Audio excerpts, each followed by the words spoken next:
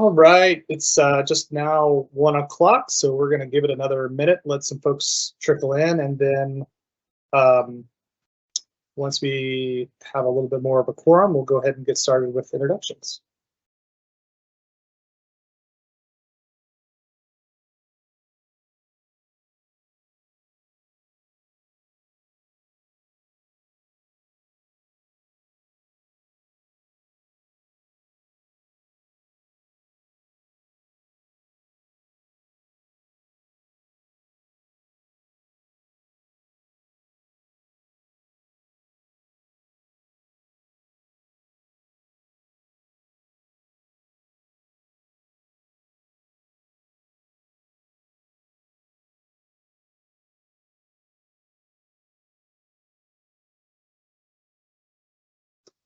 All right, I'll go ahead and get us started, and we'll go from here. First off, thank you for joining our webinar. My name is Chris Lasky. I'm with Altai Systems. We are an association management software company built inside Microsoft Dynamics 365.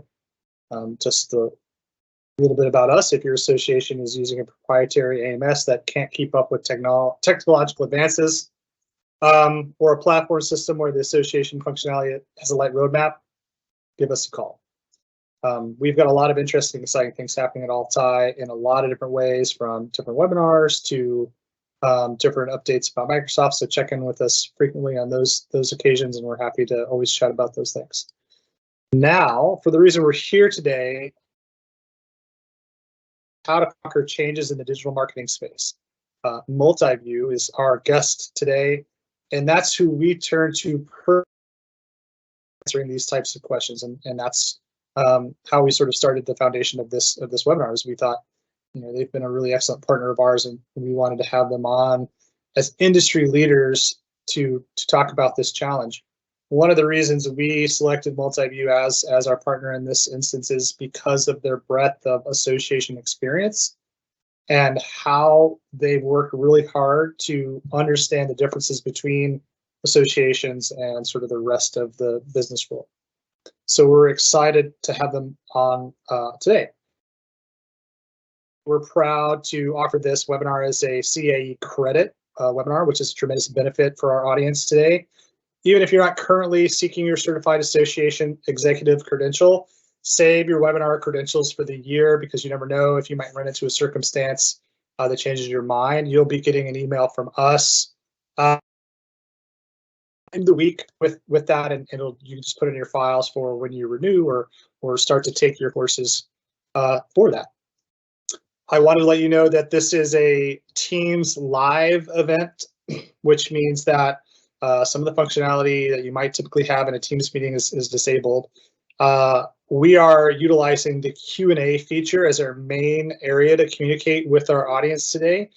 So if you have a question, or if we pose a question, please go to the Q&A to answer that.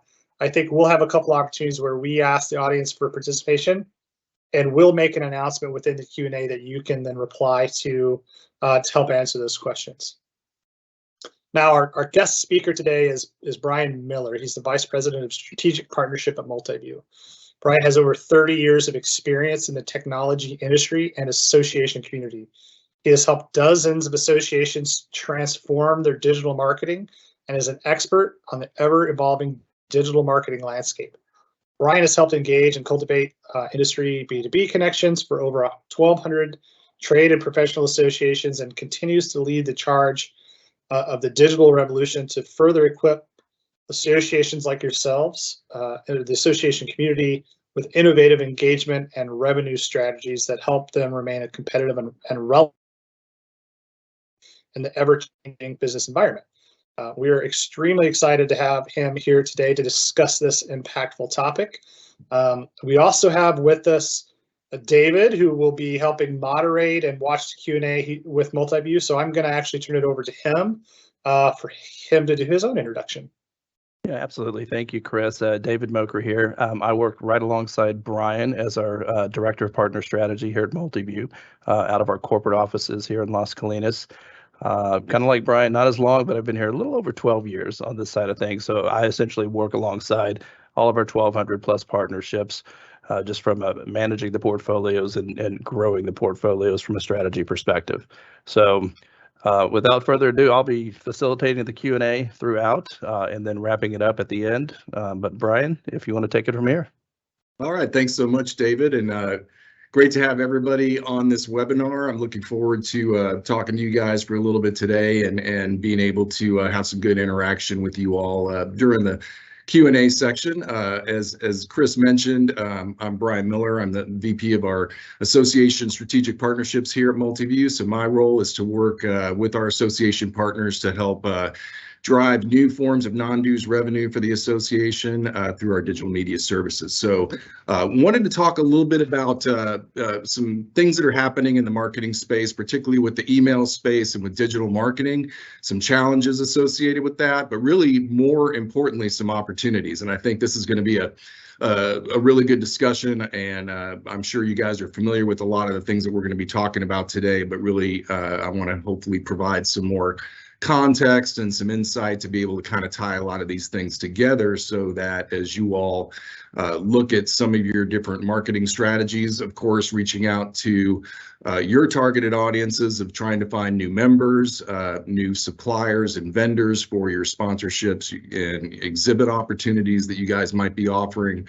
Of course, any of your educational offerings as well, certification, all of that, right? So what's great about associations is that they're very complicated in the sense that they have different constituents and different audiences, which is in some cases different from a typical B2B type of organization that's, really has one targeted audience. So hopefully we can be able to kind of look at these different segments and audiences and some of these different things. So as we move ahead in the agenda, what we're going to talk a little bit about, of course, number one is what email marketing analytics are most important, right? And be able to discuss that. And then kind of tied in with that, there have been some privacy initiatives that have been put in place that are essentially looking at potential roadblocks with some of those plans and those analytics that you relied on in the past. But at the same time, I think that we don't need to look at them as necessarily hindrances as much as an opportunity to be even more insightful and look at even more insightful analytics that might be able to be taken forward and more important and more prioritized going forward. And then, of course, overall, this obviously is going to help us and help you learn how to remain competitive in this ever-changing marketplace. So going to start out with a quick audience question. This is really just a yes or no, so feel free to just raise your hand, throw something in the chat if you want. But who has heard of Apple's mail privacy protection? And so let's talk about that first. But before we kind of talk about what it is, if you haven't heard of it, let's kind of look at in the past on how things kind of operated prior to this MPP initiative. So really this came about in September of 2021. Apple released 2 updates to their iOS 15 update for all the mobile devices, and then of course the Mac 12 Monterey OS update for desktops and laptops. So that's when this pretty much happened, was back in September of 2021. But let's look at prior to that. So as you guys probably know from sending out emails to your members and all of your constituents, you know that when emails are opened by users, the mail server that sends that email receives a notification that that email was opened. And so for many years, we looked at that as an important metric, right? So we called that the open rate. You'd be able to see how many emails were opened, and then other analytics on top of that that kind of sat alongside that in terms of being able to evaluate the effectiveness of those campaigns. So other metrics, of course, were clicks. And so you can see not just who opened the email, but who clicked on either a call to action or a piece of content within that email that was a part of, let's say, a newsletter or a link back to your website, right? Or for registration for an event or something similar to that. And then, of course, looking at the ratio of those opens to the amount of clicks, then you're able to determine a click-through rate. So, and of course, when you look at it from an advertiser perspective, advertisers were very interested in that. If you know, they are wanting to advertise in a newsletter that's sent out through your email servers, of course, they're interested in how many eyeballs have the ability to see one of their potential ads in that newsletter, and the open rate, of course, gives them that eyeball percentage, and then how many clicks, of course, on their content and on their ad gave them those additional metrics there. So what happened is when Apple implemented this MPP, basically what they did was they're allowing users now to mask their information and activity linked to that device. And basically, so any recipient can hide when or where they open that email and what device they used. So this is not a default setting. Users have to actively choose to turn this on, and I'm guessing many of you have turned it on as well. Prior to them doing MPP, they also had a similar update where it was being able to eliminate the ad tracking. And I think the adoption of that, I think that would happen the year before, MPP was somewhere in the 96, 97% range. So a lot of people did that with the app tracking transparency. And of course, with MPP, we have seen very much similar take up. So, it's been since September of 2021. And then when the update happened, right now, we've assumed that about 90%, it looks like from the data, about 90% or so of the users have actually enabled this. So what happened is now it's pretty stabilized. And so I don't think we're going to see any further impact from this and what we're going to be talking about here shortly. It has stabilized. But what does this mean? So when they turn on MPP, it basically hides their IP address. So without that IP address, you can't track that person that opened that email across systems, multiple websites, and so forth. So they really did that. And basically what is happening now is all those emails are being downloaded to an Apple proxy server, and they are opening those emails for you and keeping them within this little walled garden that they have. So basically, it makes it look like that email was opened from anybody to the outside, whether that user actually opened that email or not. So basically, that obscures the engagement with that email, and hence the privacy enhancement that is what you opted into. In reality, for Apple, it really wasn't as much of a privacy enhancement as it was a way to be able to have all that information for themselves, right? Because they're still opening that email. They know who you are. All that information now resides in that proxy server. So they're basically able to use that for their own purposes. And we're going to kind of see that as we talk through some of these other things outside of just Apple MPP. You're really seeing now kind of an increase in these walled gardens. So these large publishers, these large website companies, social media platforms, all of them are really wanting to have all that information for themselves so that they can decide how they're going to monetize it and be able to kind of control the business models and everything going forward. So, but the key thing is to know that this isn't a default setting. What's important about this is when you look at Apple's email client share compared with Gmail and all the other platforms out there, they're pretty much double the competition at 60%, right close to it. So this is important because now what we're seeing is if Apple's opening all these emails in this proxy server, it's really affected the open rates to where open rates have now increased to overinflated rates. And we've even seen this on our end at Multiview. We have hundreds of newsletters that we publish for associations, roughly millions of emails that those newsletters are going out to. Since that September 21 date, when we looked at our data of opens and clicks, we definitely saw our open rate probably went on average across all of our publications from around 30% to just around 50%.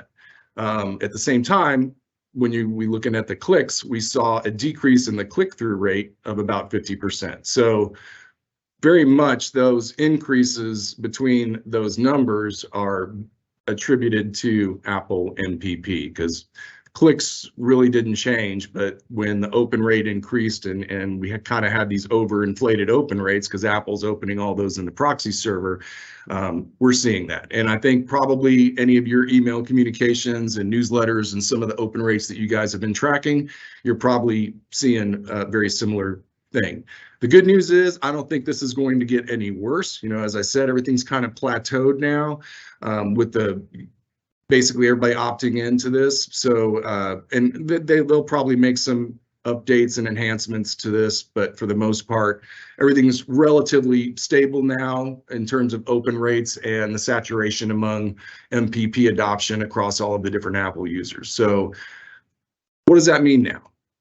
Marketers now fear that MPP is going to hinder analytics on the marketing campaigns, right? Because we looked at open rates as an effective and important analytic along with the click rate. But the good news is this is not going to be as important, because as we know, open rates are even a little bit of a noisy metric in the sense that, you know, somebody can click on that email accidentally or click on it, you know, just do a mouse click or click off, or maybe click on it and then move right off, right? It's not really measuring the engagement as much as we think it is. So is it an important metric? I think, yeah, it probably was in the past. Is it an important metric for us in the future now in light of MPP?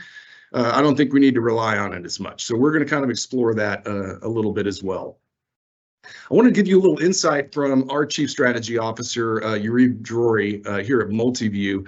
Yariv's a great resource for us. He helps us with our direction in terms of strategy and product and technology and so forth. He owned his own advertising agency in New York, so he has a lot of this experience when it comes to digital marketing and so forth. So straight, you know, I wanted to put his quote in here because it's really important. It says, the fact that we can no longer measure open rates accurately doesn't mean that people stopped reading emails, right?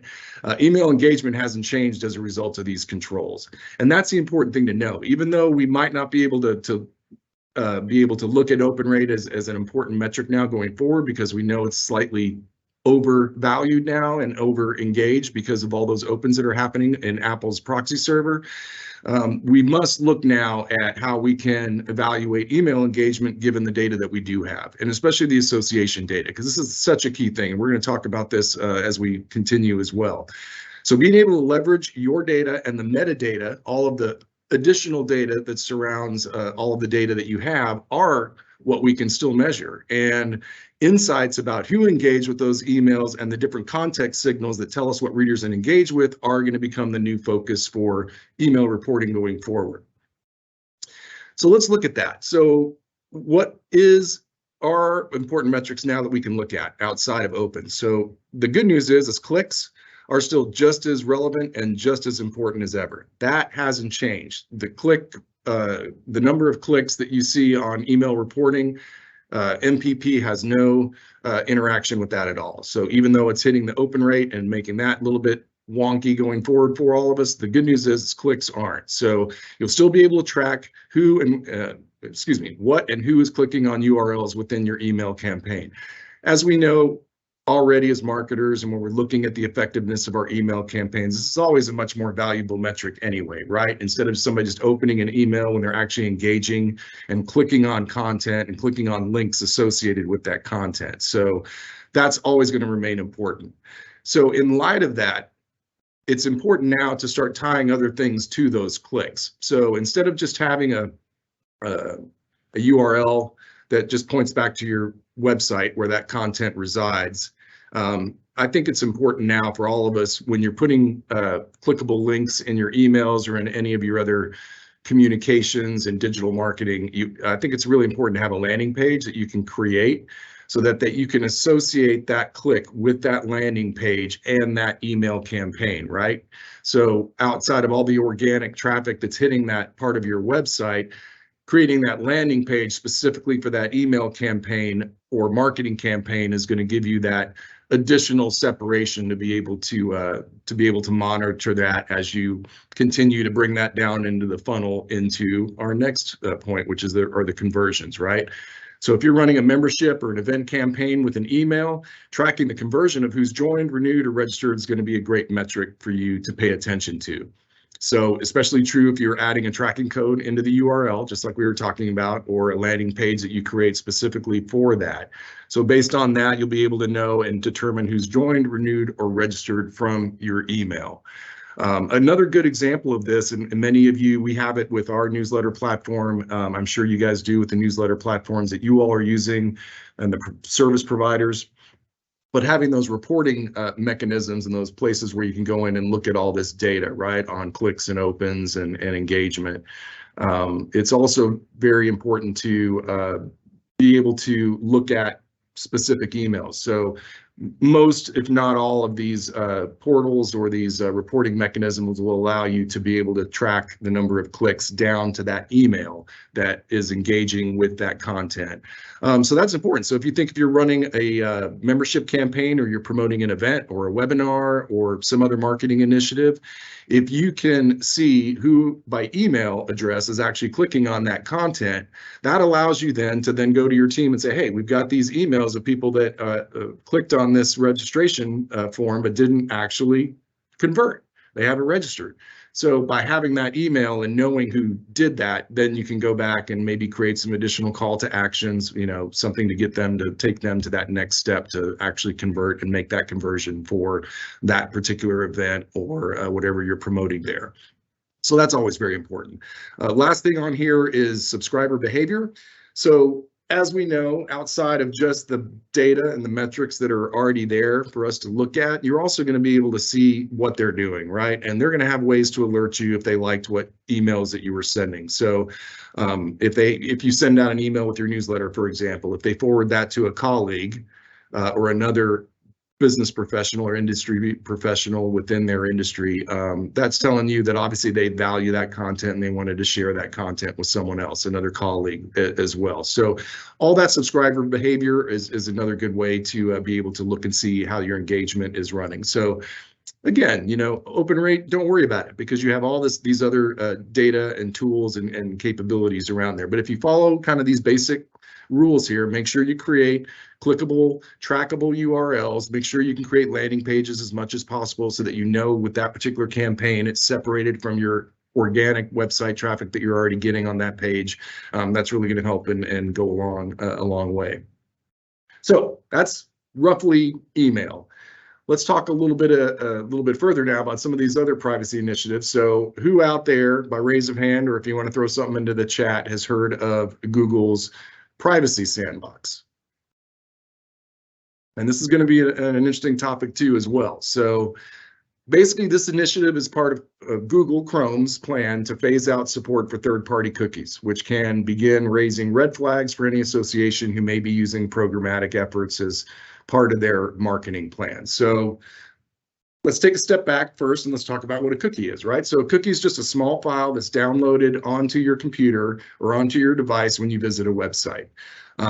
There are different types of cookies. So first-party cookies, let's talk about that because that's the really important one from your perspective. So a first-party cookie is basically just the domain browser that device is visiting. So it places a cookie on that device so that website then can track the interaction of that user with all the various aspects of the website, right? So you can see what pages have been visited, how long they were on a particular page, what kind of behavior they existed while they were browsing your website, all of that. And if you have form fills and other calls to actions or an e-commerce capability on your site, all of that can be tracked. But it's basically living on the site that user is visiting. Third-party cookie is different in that it is the opposite of that, is in that cookie is stored on a different domain than the website that they're visiting. So the idea there is that they're able to use that to track behavior between websites so that they can do an action, typically serve relevant targeted ads to that user across different websites. I know we're all probably familiar with this technology currently. The best example is to pick, one of the big companies out there that we all frequent often is Amazon. You go on there to search for a product or a service and maybe looking for a new pair of shoes, and you don't decide that you want to purchase it right then. And then, of course, when you leave without making that purchase and you start going on different websites or on different blogs or other digital assets, then you see that ad kind of following you around for that purchase that you didn't make on that shoe. So that's really the whole goal. So when you think about, who's using cookies, it's advertisers, it's marketers, and it's social media platforms, right? Those are the three big users of third-party cookies. So what's interesting about this is, with Google making this announcement, also they made this announcement back in 2021. Apple Safari and Mozilla Firefox, which are the other two browsers out there, they had already blocked third-party cookies by that point. The reason why Google was a little reticent to do this is that when you think about their market share, they were roughly, gosh, if I remember correctly, they had 67% market share, 90% of their revenue is generated through advertising. So you can see why they did not want to do this until the very last second. But they decided to do it, and it's still in the process of being phased out. I think right now it was supposed to be next year, but I think it's been pushed out even further to 2025. But really, this goes back to what I was telling you guys earlier about how this really isn't about privacy. This is about Google wanting to control their universe, right? And if you think about their universe, very large. They have a huge market share. They've got all of these other services with YouTube and Gmail and all the other ways that they're collecting data. So for them, it's very important to have that data and manage it, and then be a walled garden so that when somebody comes to them and wants to do business, they have leverage, right? So all these companies, this is really what they're doing. Do they value your privacy? No, I don't think so. Under the guise of all these privacy, yes, it's there, but it's really about them creating these business models going forward. So does this mean the death of cookies? Yeah, probably. But the good news is it doesn't mean the death of tracking, which is what the cookies were doing. So the important thing is that cookies were developed by the industry to manage this activity and be able to track user behavior across the internet. The good news is this is just going to be another opportunity to create a better way to do this going forward. And Google, in pushing this out, from what their initial plan was, this is really what they're doing. They actually have put it out to the industry to say, okay, marketers, okay, publishers, come to us and bring us your ideas of how we do this going forward. Because now that we have GDPR, which of course is the European privacy restrictions that are on websites and browsers now currently, we've got similar laws in California, and so these things are starting to happen kind of all around the place. So as you notice, and I'm sure you guys have, even with your own websites, anytime you go to a website now, there's typically a consent form that you say, hey, I agree to the use of you guys using my information for this purpose, or I reject it. I don't want you selling my information or using my information for other third parties. So this is already happening, as we're already seeing. Your websites probably have the same thing. Our website, of course, has it. Altai, I'm sure, has it as well. So the good news is they're, in light of all of this, the privacy restrictions and all the guidelines are going to be set forth going forward. The good news is this is going to give the industry an opportunity to innovate and adapt and create even a better mechanism and ecosystem going forward. So yeah, I think the cookie is going to go away. I think it's inevitable. I'm sure any marketer that you talk to or any industry expert's going to tell you the same thing. So this isn't any revelatory news. But the good news is we're still going to be able to track behavior. And as we're talking about here shortly, you as an association are really in a great position going forward. I think this is a great thing for the associations because of the audience that you all have and have control of the data that you have. So next question to kind of put out there as we continue to talk about this, what are you guys doing currently now to kind of stay competitive with your marketing plans, trying to reach your targeted audiences in light of some of these controls that are being put in place? So feel free to throw some anything into the chat and so that your other colleagues out there can see that. But we'll be kind of talking about this as well, and I'm going to kind of offer some suggestions, but I did want to give you guys some opportunities to be able to talk about some of the things that you guys are doing, because again, it is about staying competitive. It is about reaching those audiences, not just people that are coming to your website, but how are you going to reach those audiences? How do you reach that prospective member that's not coming to your website, whether it's an individual or it's an organization, right? So there's still going to be some insightful things that you can do and some capabilities that we're going to be talking about. But what's most important is is my answer to that question for you guys is combining zero-party data with first-party data. And if you guys don't know what that is, we're going to talk about that here really quickly. So zero-party data is any data collection from a user who intentionally and proactively shares with an organization. So for you guys, of course, it's your members, right? And all of the ecosystem of industry professionals and your supplier community, your vendor members, however you have that set up within your membership structure. But it's really about all that data that they proactively share with you, right? That's zero-party data. That is very specific, relevant data on that user and that person, that individual, that entity.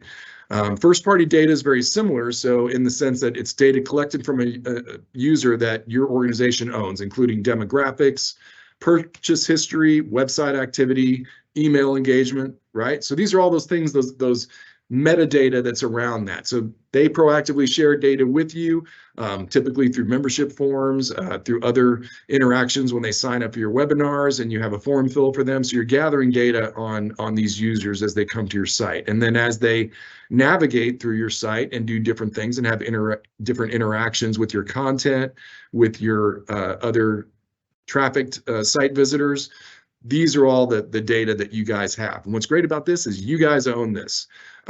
Just like that first-party cookie that you have on your website that's tracking user behavior on the site, that's your data. That belongs to you. You don't have to rely on those third-party cookies as much because you have a lot of data from interactions on your website and then all of this zero and first-party data that you guys have collected. Now, I know that associations, that's one of the biggest challenges I've seen, and I'm sure Chris and his team at Altai see this as well, is that when we're working with association partners or even working for an association, a lot of times departments, all those standardized departments, membership, marketing, communications, events, meetings, financial, all of that are in many times siloed, and there are different data that's being collected through different disparate systems based on those different departments and what their needs are and what kind of data they're trying to collect. And as I'm sure you guys have seen in your organizations, there's a lot of disparate data between all of those different systems, and being able to pull all those in and fill in those gaps where important pieces of data are missing. That's a challenge, but it also is an opportunity, right? With every challenge, there's an opportunity. So I think we're seeing a lot of associations, I know I am, and through our association partners have been trying to really clean up that data, or working with outside providers to where they can upload that data and be able to fill in some of the gaps that maybe their members didn't provide initially, or in many cases, the association didn't ask for. I think that's another key message for you guys going forward, is don't be afraid to ask for data. You know, as your members and other folks come on board, the more data you can get on that, the more insightful things and engagement you're going to be able to have with that member, with that industry professional, with that vendor supplier, right? So ask for the data. They can always say no, but the good news is that they're willing to provide it to you. They know that the data that they provide is going to make their experience as a member better, and their interactions with their fellow colleagues and members better as well. So using kind of interacting and getting all those different systems to talk to each other, you know, is going to really help you going forward, because it'll give you the data that you need now to be able to do some of the things that we'll talk about here. So I wanted to bring up my colleague Yuriv again. A great quote that he said is, the only thing that has changed now is that the industry has more time to prepare. So augmenting first-party data and your zero-party data, and then investing around that data and around the metadata into high-quality contextual advertising, and leveraging all those relationships with publishers and other content houses that are experts in what they do. All those things are still important and still stand today. I would say that you all are in such a great position now in terms of the data that you have, right? Because if you think about a publisher, or you think about a content provider or an advertiser, that a B2B advertiser that wants to be in front of your audience, if they can't rely on third-party cookies to be able to deliver those ads and target those messages across those websites, guess what? that means that those publishers and those large content houses are now going to want to come to you, because if they have content that they want to get in front of your audience, if they have products and services they want to be able to provide that are relevant for your members' industry or your members' profession, then that puts you all now in the driver's seat when it comes to your data. Similar to like we were talking about how Google, Facebook, and Amazon and all these large companies, that's what they have, that leverage, because they have all the data. So you all need to think of yourselves as being in that same position as well. This only is good news for you guys. And I would recommend as you start working with publishers, whether it's companies like Multiview or working with any outside marketers that advertising, work directly with the publishers. Don't go through a broker. I think that's gonna kind of dilute everything. But you now have some of those capabilities to bring some of that leverage back into the association side of things because of all that great data that you guys have. And people are going to want to be in front of that audience, and you all will be able to kind of manage those relationships going forward. So, kind of going with what Yariv said there in that bottom paragraph, look about augmenting that data and then being able to do some really insightful things with it. So what are some of the things that you can do here? And again, this is very simplified. I didn't want to make this too detailed, of course, because we don't have all that time. But now that you've got all that zero party and first party data, start gathering some of this metadata around that. So the more things you can get. So, demographic, geographic data obviously is a very key thing, right? Describing members with where they're located, their age, their job titles, education, gender, all of that. That's going to make for a better member experience as you all utilize that data to make your association membership engagement even stronger, but then also being able to leverage that data for advertisers and other companies, your supplier community that wants to reach those members as well outside of your trade show. This gives some really great opportunities for them as well, because a lot of times they're going to want to look at some of those demographics in terms of your overall membership, because maybe they're only servicing or have products that might fit a particular demographic within a subset within your overall membership. So that's a very important piece. Psychographic data, what are your members thinking? What are their opinions, interests, values? I think this has been a great thing over the past few years with a lot of the community groups that associations have created, the community platforms for the engagement, to let the members be able to have a forum, open forum on the website to be able to converse with each other and share ideas, collaborate, all of that. That psychographic data is valuable for you as well, because you're seeing what's important to your members. What are they talking about? What are they thinking? What are their opinions? Not just on what's happening in that industry or profession, but as we've seen, the lines are getting blurred now to where we're all focused on societal issues now, and organizations typically that had to kind of separate those two things are now having to talk about them together. So the association community has done a great job with DEI, of course. I think other organizations, other companies out there are having to and wanting to invest in some of those discussions as well. So behavioral, let's talk about that. So what are your members engaging with online or in your newsletter or on your online store where you guys sell your education or your certification or your online offerings, publication content and things like that? That behavioral data is going to help you all kind of contextually know what your members are going to want going forward, right? And it just makes perfect sense. And then speaking of contextual is interesting too, because that kind of doesn't look at just specific behavior or the data that they provide that you've gathered on demographics or psychographic. Contextual is kind of like, okay, what's happening around them? Based on what they're doing, what can I assume they might have an interest in because of that? So a good example of that, let's say you've got data on your members knowing that they maybe outside of your events, they might be going to this other event outside of the association. And if you know that, you might see, okay, I wonder why they're doing that, because we offer the same kind of content. There's nothing really much different, but maybe they have a certification program or something that's a little extra that is different from what you all provide. So that then can give you some contextual insight as to, okay, well, how do we assimilate that into knowing what our members are going to want when we do future events, and maybe bringing in some of those additional ideas.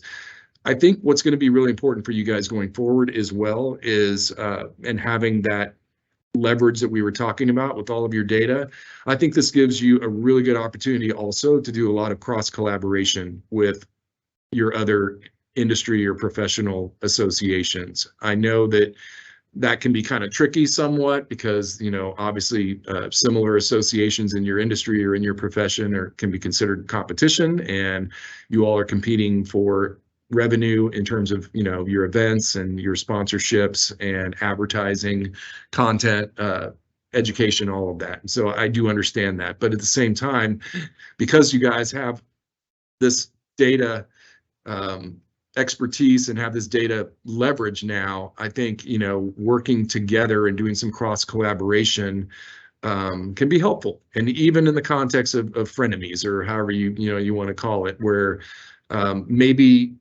it's a reciprocal type of arrangement where you can collaborate with a similar association to be able to get data that you're needing, and then you can also provide some data back to them that they might be needing as well. So I would just encourage you all to look at your environment, look at the other associations out there, whether they're in your industry or whether they're not. You know, a lot of times you might be looking at trends that are happening in technology, or even outside of your industry, that you think could have an impact on your industry or your profession. So that, you know, that is a perfect opportunity to work with other associations and see some collaborative efforts that you all can do to that promote and better both of the organizations. So just kind of keep that in the back of your head as well, because I think it's important. I'm starting to see it a lot with a lot of our association partners. They are definitely starting to collaborate with company or with other associations that they once considered competitors. And even though they still compete in many ways, I think there's some things that can be done from an opportunity perspective as well. So that's really the main thing I wanted to talk about. And then, you know, we've got a few minutes now that we're going to be able to open it up for questions here. But you know, some of the takeaways is just to remember that don't think of these privacy things and these actions that have been taken by these large publishers and website platforms and website providers and all of that as a hindrance. Look at it as an opportunity. You know, this is a way to be able to get more insightful marketing campaigns using all of the data that you all have and the data that you're able to continue to be collecting. And so the best time now is to just get with your teams and be able to adjust how you're going to effectively look and measure these campaigns going forward, knowing that open rates are going to be inflated and are not really going to give you the data that it gave you prior, but that doesn't mean that you still can't look at all the engagement around those opens, right? So that's going to be the key thing. And also understand that data is your most valuable asset. So if you haven't done it already, make sure you get with all of your other departments and look at all of the systems that you all have and figure out how you can merge that data into one comprehensive first-party data system that really gives you all a great capability to further engage and have effective communications with your members, but then also be able to leverage that data to be able to do some things to reach your audiences and your membership that are out there waiting to become members. So I'm not going to say that last quote because our marketing team put that in there, but yeah, just because you don't have the cookies doesn't mean you can't enjoy the nice brownie. But yeah, don't worry about cookies going away. The industry is going to evolve. The industry is going to adapt. Data is your most valuable asset. So just make sure you guys use that at the best of your capacity and be able to fill in those gaps to where, you know, again, you can ask for it and they will give it to you. And, you know, again, it's a two-way street with the member communication. So I hope this was helpful. I'm going to turn it over now, back over to David. I know we have probably some questions. I've been flying blind here. I can only see my presentation, so I'm going to hop out of this right now and look forward to hearing a little bit of the feedback here. But I thank everybody for the time. I hope it's been helpful for you, and I appreciate the team at Altai for bringing us all together and being able to talk with you all today. So thank you guys very much. Awesome. Brian, thanks so much. That was a fantastic presentation, very educational. Yeah, folks, as Brian mentioned, please get those questions over to our live event Q&A so I can get those, facilitate those over to Brian. Brian, in the interim, I did have a comment from one of our attendees relating back to, how do associations stay competitive with marketing plans by still being able to reach target audiences. They referenced, utilizing advertising that points to specific landing pages, i.e. like a Google AdWords campaign, which brought up the question for me, what type of effect, Brian, if any, would the Google's privacy sandbox have on Google AdWords campaigns? And then how could folks utilize that zero-party and first-party data to maximize their AdWord campaigns? Yeah, that's a great question. So, again, when you think about it, with that network that they're creating, they've got all of that data. You have all of your data. So again, I think this is only going to be an enhancement to what you're going to be able to do from an advertising perspective, whether you're doing it through the Google Ad Network directly or managing your own advertisements on your own. I think the important thing is associations are a little bit different, right? Consumer based organizations, consumer sites, or you look at CNN or some of these large sites that are have millions of hits per month, and all of the ads that you see on those sites are all programmatic. So there isn't a team at CNN that's selling that ad space. It's all happening through this ad network, through the Google networks, and through all the programmatic efforts. So it makes sense for those Google ad networks to work with those larger companies and those larger websites, I should say, and vice versa, because with so many millions of users and eyeballs, it's easy to be able to have those ads targeted appropriately, whether it's demographics or however, because when I go on CNN, I'm going to see a different ad than you're going to see, a different ad that everyone else is going to see. It's going to be based on my behavior that they're tracking and so forth. But going forward, kind of outside of that, from an association perspective, I think it's more important to work directly.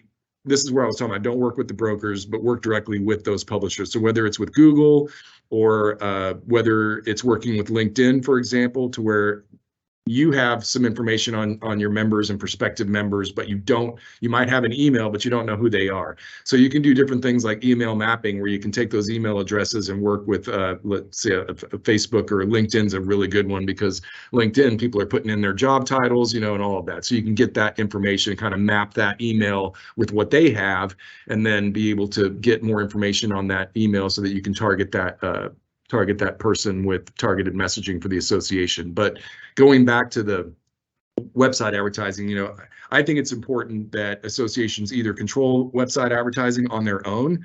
That way you're going to make sure that the ads that are on your website are very relevant to your industry or to your profession. You don't want to have ads that are consumer-based ads on your website through the Google network or any of these other large third-party networks, just because, I just don't think it's appropriate. I think it's appropriate to have advertisements that are related to the industry or that profession. So whether you do it yourself or you work with another third party that can manage that for you, it's one of the services that Multiview does, of course. The important thing is making sure that the ads that are on your site are relevant, so it promotes you even further as a leader in your industry, and your website as a leading presence digitally for that profession in that industry. Excellent. Well, Brian, I don't think you've left any stone unturned. I'm still waiting here to see if we've got any more additional questions rolling through, but I don't have any at this point. Okay, well, you can always, I'm sure there's going to be some ways, with the follow-ups that Chris and his team are going to be doing. If there are any questions, of course, I'll give you my email address if you wanted to ask me any questions in particular. My name is Brian Miller. My email address is bmiller@multiview.com. That's MULTIVIEW, as you see here on this thank you slide. But yeah, feel free to shoot me an email. I'll be more than happy to answer any questions outside of that. And then, of course, Chris and his team will be able to answer questions as well, because Chris and his team, with all the stuff that they're doing in the association community, they've gained a lot of insight as well, and it can be great resources for you. And that's why it's been my pleasure to be partnered with them, reaching out to you all today through this webinar. So yeah, if there are any further questions, just let me know. If nothing else out here today, and we can turn it back over to the team here. Yeah, we greatly appreciate that, and we'll let everybody know that this is a recorded event, so we'll be able to share it out so that you can send it to your team, or otherwise, if you have other people that you think would benefit from what you've seen here today, we're happy to have that ability to share this out live as a recording as well. You'll be getting 2 follow-up emails from us. One is the CAE credit email, and then one will be sort of a thank you for attending email. And we'll include contacts in that as well, so that you're able to reach out to either team for further conversations or questions. All right, everybody, thank you very much for your time today. We'll give you a few minutes back in your day. Take care. Thank you, everyone. All right. Thanks, Chris. Thanks, Chris.